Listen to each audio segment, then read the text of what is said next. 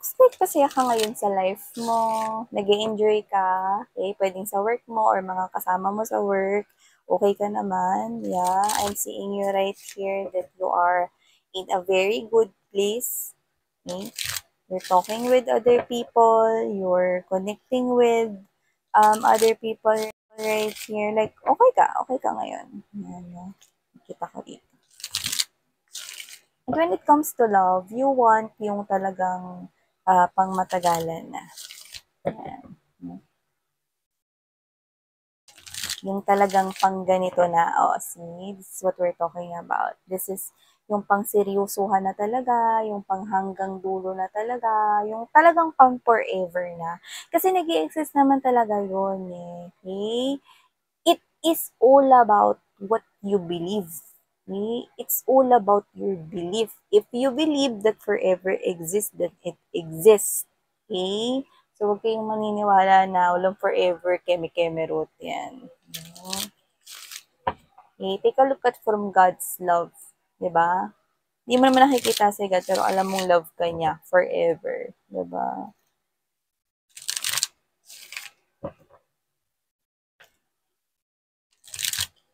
Tinan mo, balik ng balik rito. See? Siguro may energy rito mga babes, no, na gusto nito sa'yo. Yan. No? Alamin natin. Ano ba nangyayari dito? Ay. Andito pala si Neneng Pagoda at si Boy Pagoda, no? Tinatawag ko rin tong si Boy Worried at si Neneng Worried. Yan. Ay. Oh. Diba? Nasa isang uncomfortable situation ito. Okay? This is the type of energy right here, no, na nabubuhay kayo sa kanyang illusion, sa kanyang fantasies right here, na meron something dito sa inyo, but with the moon in there, na see, it's just an illusion, it's just a fantasy, diba? Parang may relationship na kayo sa mind right here, no, pero yun nga, no, ano ba naman ito, tinatanaw ka lang niya from malayo. Alam mo, nakikita ka niya bilang dragon. So, ibig sabihin, no, pwedeng natatakot siya rito. Pero I don't think na sa'yo. Natatakot siya rito about something. Let's find out. Oh, we're hearing the word rejection. So, maaaring natatakot siya rito, mga babes, no, with that word. Okay, rejection. Na marireject mo siya. Ay! Antaray, no? Narinig natin yung song. Yan. Bukas na lang kita mamahalin sa pagsusulan ng ating mga. Gandun lang. Bukas ka na lang daw niya mamahalin. Ano to? Bukas ka na lang daw niya mamahalin. So, maaaring naniniwala siya dun sa motto na na kung kaya mo namang gawin ngayon, kaya mo rin bukas. So, whatever the case may be. This is someone here, no, na taray, bukas ka na lang daw niya mamahalin. So, kasi nga natatakot siya sa fear of rejection, natatakot siya na masaktan, diba? Taray. Ano nangyari dito eh? Or,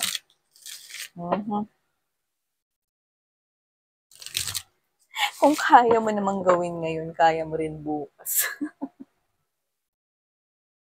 Alam mo yung parang bukas na nga lang, bukas ulit, no, hanggang sa susunod na bukas, no? So, kailan mo talaga gagawin? Diba?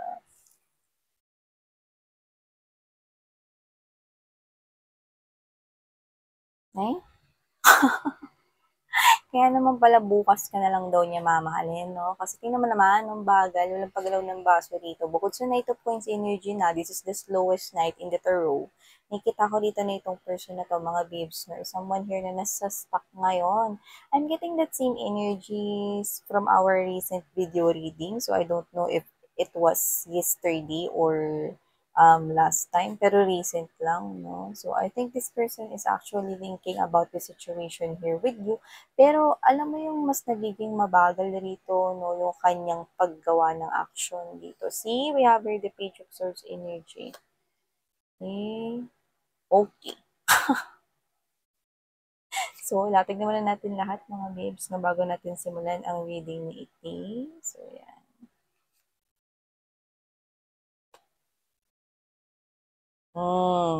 See, look at this. Ito na nga yun. Okay. Mahirap para sa kanya mga mahal na gumawa ng action dito, pero mahirap din naman para sa kanya ang maghintay. So, anong gagawin mo, boy? Or so, anong gagawin mo dito, girl? 'Di ba? So, gusto niya, mga babes, na gumawa ng action, pero parang ang hirap naman daw. Pero, nahihirapan din naman siyang maghintay dito, no? So, sa kalulugar. Yun yung pinapakita niya sa atin dito. Okay.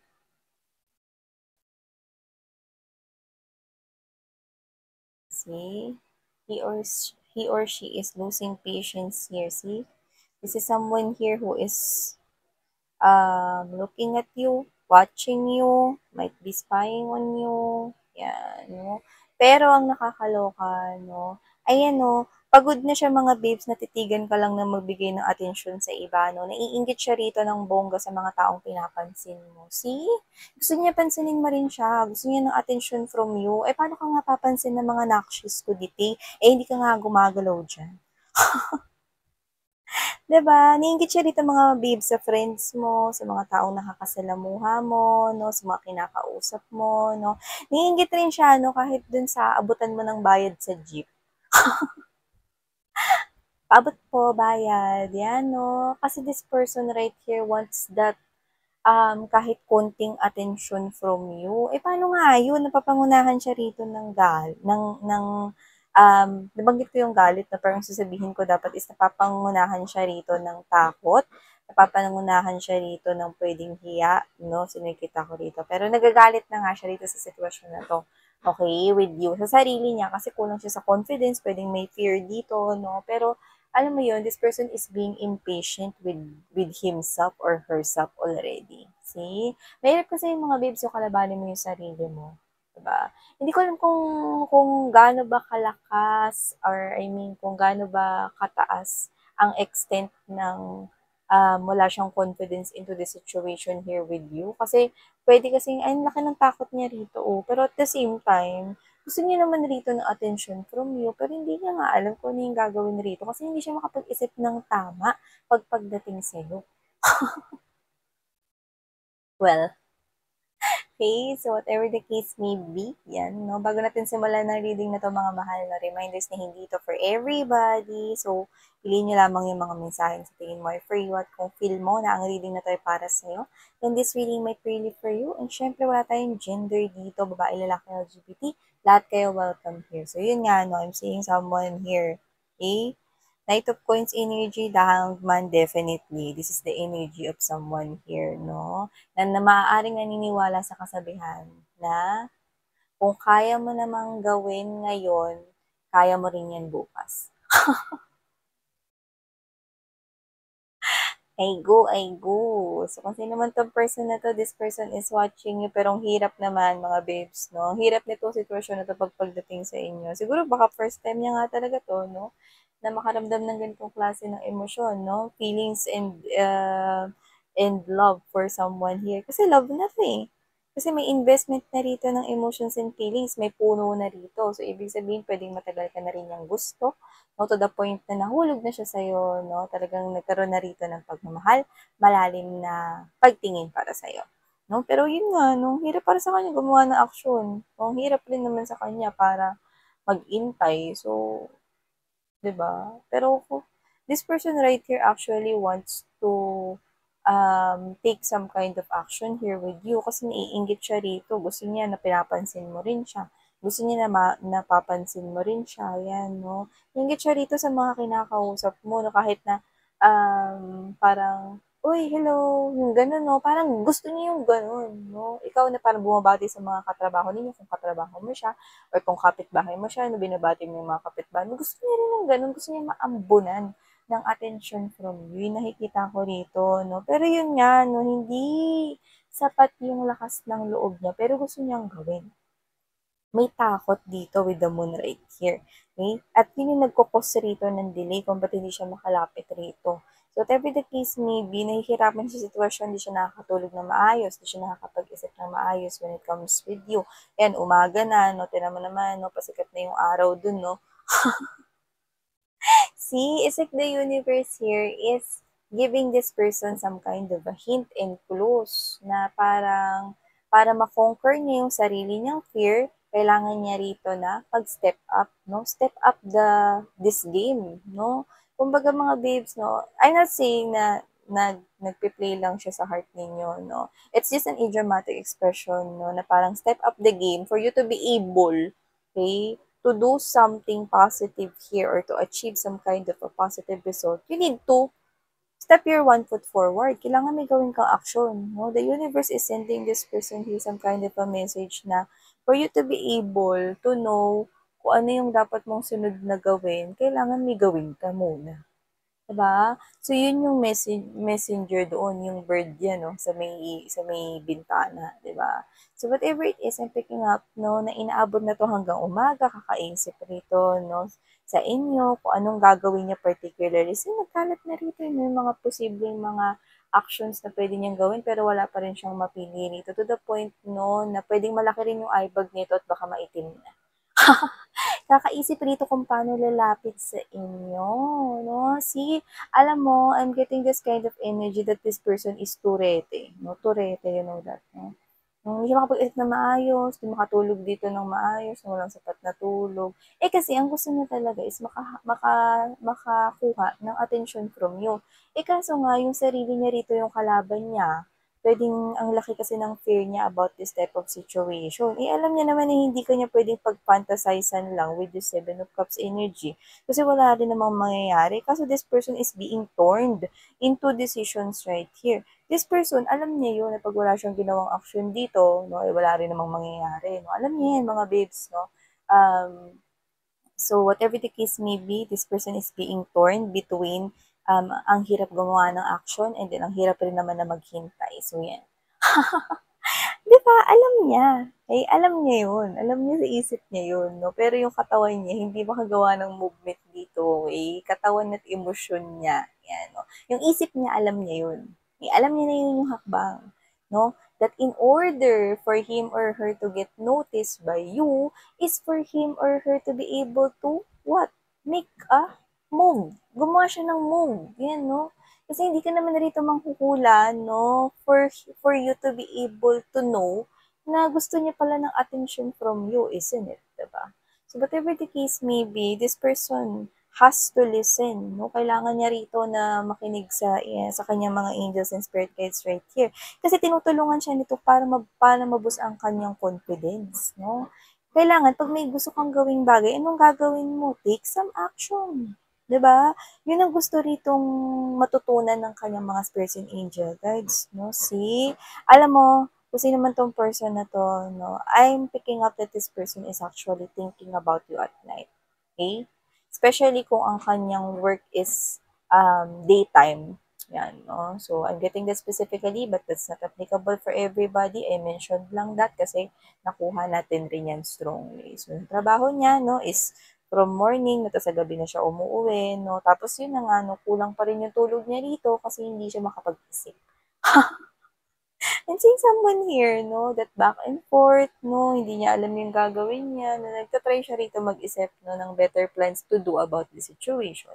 How to solve this problem of him or her. Pero kung titingnan mo, no, parang andali lang naman, no, kailangan mo lang naman lumapit dito, no, mag-hi and hello dito sa mga nakshis ko or kay collective, no, or kailangan mo lang naman dito makipagkaibigan or lumapit, no, pero hindi talaga kaya ng katawan niya.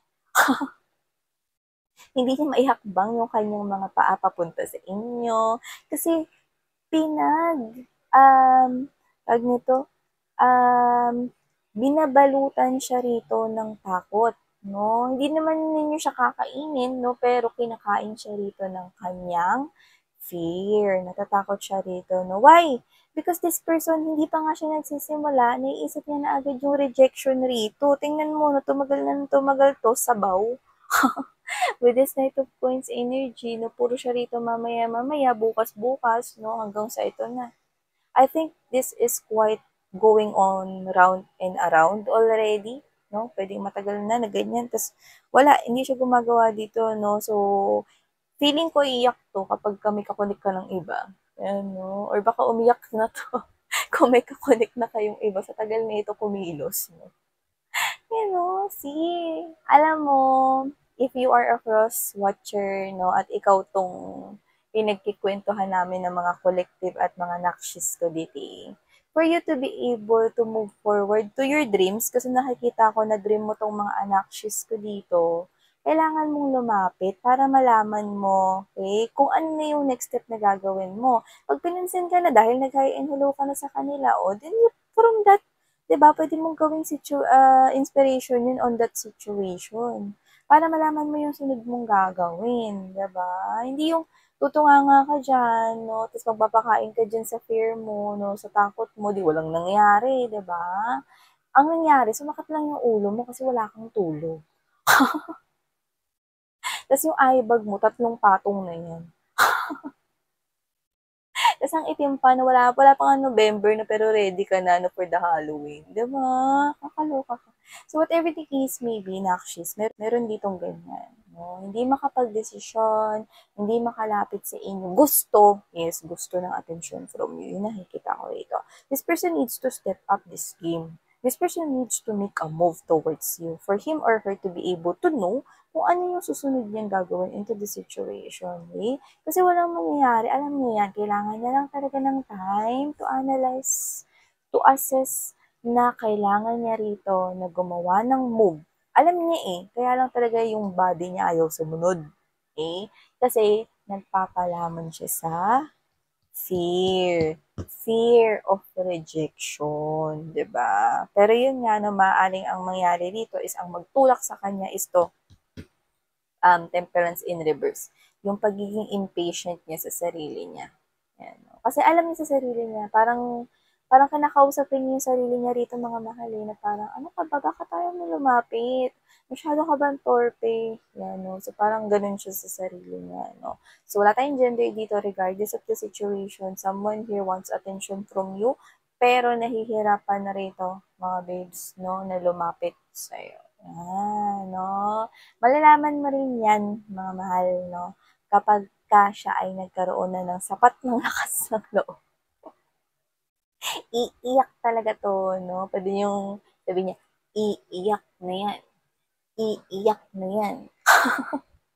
Inasar, iiyak talaga to kapag ka tinagalan niya pa, no? 'Di ba? Lalo na pag may kakonek ka na or baka may kakonek ka na ngayon, umiiyak na to, no? Sa gedli. Yun yung gedli. Gilid na ba kayo? Nabaliktarin nyo lang.